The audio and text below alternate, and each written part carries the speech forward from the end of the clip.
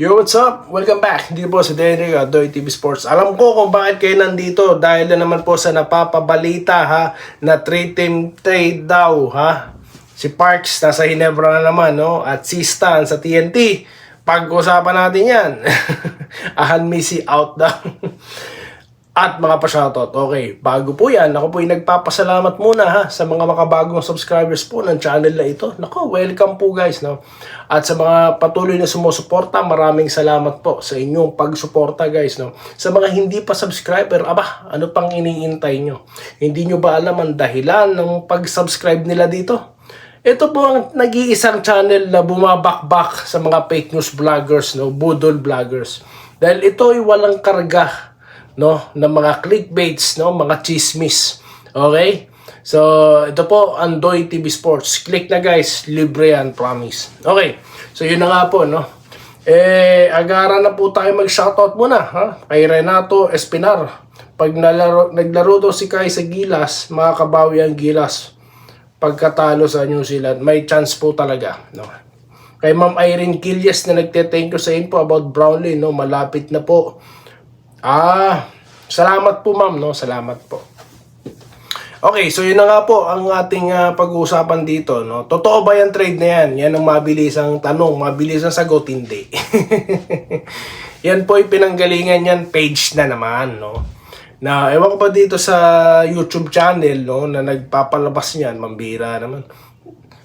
Kahit sino naman pong, kahit ako pwede ako maglabas dito ng trade eh, di ba? Legit sources po talaga dapat ang pinakinggan. Wala pong sinasabi ang legit sources, no? Ano po yung mga legit sources na banggit ko na po, no? Yan po yung mga mainstream media kasi sa kanila po inire-release, no? Via press release ng mga team kung meron pong trades na nagaganap, di po ba?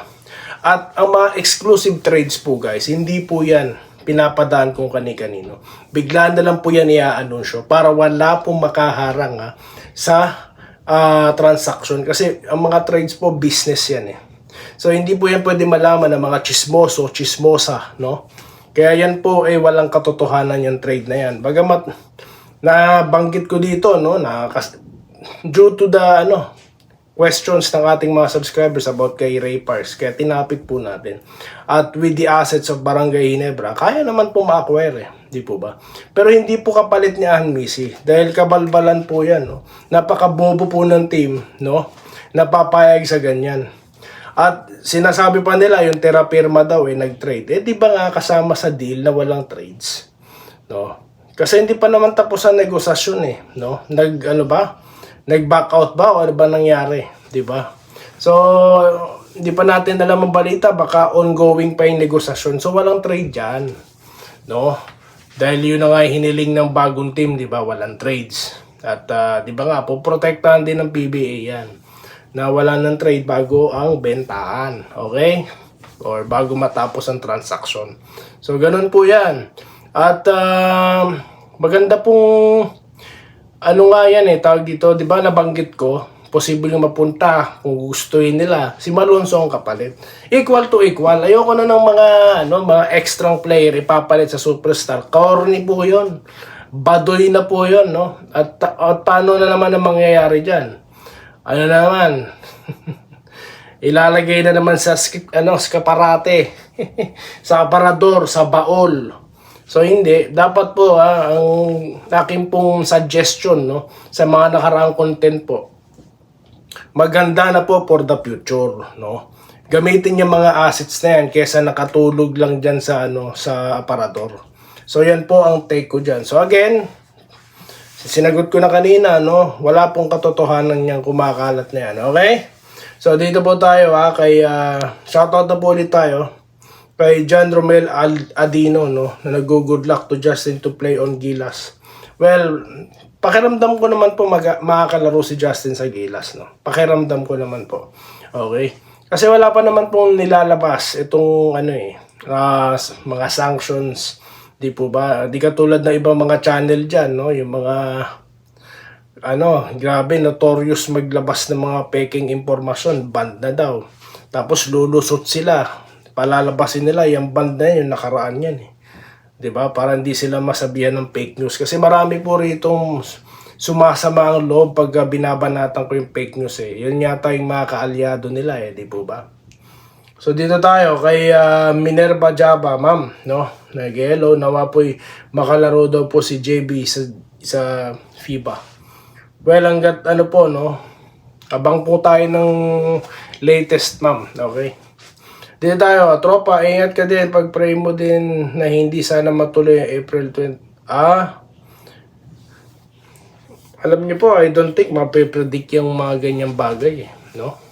Yan po yung mga biglaan na lang nangyayari sa hindi natin inaakala eh, no? Kaya po dapat mag-ready talaga din tayo, ano po? No, maging mapagmatyag, no? Okay. Dito tayo kay Sir Joseph Pineda, no? Nagte-thank you. Info about JB. Yan po, may chance maka-rest back. May chance naman po talaga, may assets pa eh, no? Baguhin lang yung mga nangyari nung nakaraan, no? Siyempre, no, yan naman po yung expected or expectation nating lahat, no, na may adjustments. Okay? John Monton, tunay na tunay ang balita ni Toy TV. Salamat po, no? Kay John Monton. Ayan. Di tayo kay Enrique Rivero. Good PM idol. Lagi ako present. Tagahanga mo ka. Salamat po kay Sir Enrique Rivero. Maraming salamat po ha. Dito po tayo kay Sir Bobby Kabading. Ayan, lagi po nakatutok. Magandang gabi po dyan sa inyo. God bless. Sa inyo rin po, no? Salamat po. Kaya pong talunin ng Gilas ang New Zealand at Chinese Taipei. Basta nariyan si Justin at Kai Soto. Yun na nga po eh, no? Kaso, ano po ako, alanganin po ako kay Kai. Kasi nga po, di po ganun kabilis ang recovery ng, ng ACL. No? Ito po si Sir Balbino Diala, no? Na ang buong pamilya ay solid Barangay Ginebra. Shoutout po kay, Sir Balbino, no? At sa Diala family. Okay. Si Ray Nyengaska, ha? Shoutout po. Naku po, si Sir Danilo Impeno, matagal ko na kayong inaantay. Ba't ngayon na kayo nag-comment? Ha? Welcome, sir. Kala ko kung saan na kayo napunta eh. Ano na? Congratulations ha. Panalo po San Miguel ha. 2-0 na. Kala ko nawala na si Sir Danilo eh. Oh. Robert Kayabyab na nagwe-welcome back po sa atin, no? Salamat po, sir. Balyari Mascareñas, shoutout po sir sa inyo, no? Balyari Mascareñas, okay, laging present. Willie Bardahe, no? Sa tingin ko mahihirapan ng Gilas pero ganun pa man, tiwala lang. Yes, Sir Lawrence Correg, no? Still watching, salamat po Sir Lawrence, no? MC Derek, no? Shoutout kay Sir Tolitz Talag. Ayan. Rodante Sabida. Aminin po natin, medyo malaki ang problema ni CTC, especially dito sa PBA. Sana pa ba? Totoo naman po. Totoo po yan, no? Pagdating sa place, no? Parang more on pasa na eh, di po ba? Dito tayo kay Gilier M. Katukod. Sana Gilas ay makalaro si, QMB. Ayun nga po, lahat tayong balita dyan. Ano na ba kaya? Kasi kailangan po talaga ng malaki. Persahan po talaga sa ilalim kasi yung bakbakan eh, no? Tsaka, yun po. Basta may malaki kasi hawak po yung rebounds. Marami kang chance eh, di ba? Second chance points, di po ba? Tapos mailapit yung bola sa ring, no? Marami pong, ways, no? Kung may mga ganyang assets. Wala po tayong balita kung kung makakalaro ba yan. Mukhang most likely hindi eh, di ba ba? Okay, dito tayo kay Edesito Lantason. Dapat baguhin ni CTC ang sistema sa rotation, no? Well, mahirap pong pakilamanan ng isa pong institusyon na pagdating sa coaching, di po ba? So, yun po, ito naman po yung mga suggestion lang, no, ng mga basketball fans, okay? Ramil Gonzaga, sir, shoutout po ha. Good eve. Gilas ako boss, but alanganin din kasi yung Gilas natin di consistent paglalaro. Kaya tingin ko 50-50. Parehas tayo, sir. Ang akin lang kasi, positive thinker lang talaga ako, guys, no? Ganun lang talaga. Kasi kung iisipin nyo, guys, na alanganin, alanganin na po talaga yan. Parang sa, i-apply nyo po sa buhay. No? Katulad ko nun. Nakakita ako ng malaking kumpanya, nahiya ako, gusto ko nang tumakbo. Nahiya ako, na-intimidate ako eh. Wala. Kinapalan ko yung muka ni Doy TV. Kaya yun. Kaya kailangan po talaga malakas ang loob mo. Sa buhay, kailangan malakasan lang ng loob yan. Yun dapat ang baon ng Gilas Pilipinas. Di po ba? Samahan nyo na ng kapal ng muka. Ganun lang. Bakit? Yung Latvia, lakas ng loob natin at saka confidence level kaya natalo. Yung Latvia, ganun din, nag-champion tayo, di po ba? Lakas ng loob at NSD, pinagsama-sama na, kaya yun na nangyari. So yun po yung kailangan dyan sa FIBA window, okay? Hindi, official Asian Games na pala yan, yung pinagandaan natin, Okay, Jesse Vasquez, maganda ang kagroup natin sa FIBA, pwede tayo makabawi. Yes, pero nako po, grabe yung laro po ng Chinese Taipei, malupit, no? Kailangan po natin makakatch up. Balbino Diala, no? Ay, maraming salamat po, no? Yan po, marami po talaga nagtitiwala dito. Yan, si Sir Balbino Diala, mga hindi pa subscribers. Isa siya sa mga testimony natin, ha? Kung ano tayo as vlogger, okay? Peter Aniban at Aniban family, shoutout po, okay? From Bulacan, mabuhay po kayo. Vincent Nava, ilabas na ang kamalig ang mga DNA na gagamit para maipakita nila sa ibang team ang talent nila at kumuha ng kapalit kahit second unit kayang ibigay ng magandang laban sa kalaban. Ito po, dito po tayo kay Lodualdo Prasdilla. Good afternoon. Salamat po, no? Maraming salamat po. Maraming salamat po talaga, sir, no? Okay, Andresito Alantaso na nag-good evening, no? Na makakabawi, naniniwala siya makakabawi tayo. Dito tayo kay Roberto Quijano. Para sa akin, pakawala na si Malonzo at si Hanbi, si trade na si Ray. Yun nga po, no? Yun yung gusto ko, no? Gusto ko. Ano pakialam mo sa gusto ko?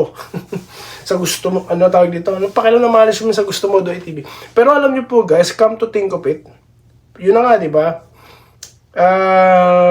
Kung seryosohin, di po ba? Pwede. Sir Lope Bucalos, shoutout sa'yo, Ito po, si Neil Martiha. Boss, ang galing mo. Hindi lang si Paul Garcia nakatago sa baro, pati si isa pa yung Jason David. Mukhang import. Ayun din. Naku po, ang sarap ng upo sa bangko. Sayang, no? Hi kuya, Miss Diala po ito, galing po ninyong magbalita. Shoutout naman po. Kaming mag-asawa from Naga City, no? Kamsor Balbino Ardiala. Palagi po nakikinig sa inyo. Maraming salamat po, ma'am. Maraming salamat po, ha. Dito po kay Ma'am Lucena Caspe. Ayan, shoutout po. Dito tayo kay Albert De Los Rios. Nasa coach yan, idol. Gusto kasi lagi ng coach pasa. Pagka na-trap na yung papasa, wala na. Yun lang po, guys, no? Again, we're positive, no? At we're hoping for the best for the Gilas. At yun lamang po, guys, sa ating content ngayon. At mga pa-shoutout, napakarami talaga. Magko-content po tayo mamaya ulit, no? Para pa po ipagpatuloy ang pagbabasa na inyong mga komento. At yun lamang po, guys. At muli, maraming salamat, sa inyo pong panonood. At magkita-kita po tayo. Sir Alejandro Tronson at Carlito Protasio, alam ko nanonood kayo. Okay? Magkita-kita tayo, sa mga susunod na video content dito lamang sa Denrica at Doy TV Sports. Muli, maraming salamat po sa inyong panonood. Salamat po sa panonood. Subscribe na para sa mga susunod na basketball at boxing videos.